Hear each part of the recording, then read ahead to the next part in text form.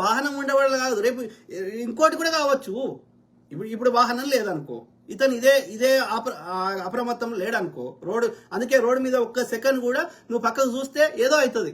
ఇప్పుడు అమెరికాలో కూడా మనం పోతున్నాం రోడ్డు మీద, నువ్వు అంత స్ట్రైట్ ఉంది అనుకుంటావు, ఒక్క నిమిషం ఆడ ఏదో రోడ్ పక్క ఏదో మంచిగా ఉంది ఇట్లా చూద్దామని ఒక్క నిమిషం కంటే ఒక సెకండ్ 2 సెకండ్లు 3-4 సెకండ్స్ కంటే ఎక్కువ చూసినావు అనుకో, ఆ లోపల ఏమవుతుంది, ముందట ఆ ముందటోడు ఆగి నీ ముందటోడు ఆగిండి అనుకో, నువ్వు ఆపుదామనే లోపల నీకు బ్రేక్ వేసే లోపలనే పుణ్యకాలం దాటిపోతుంది.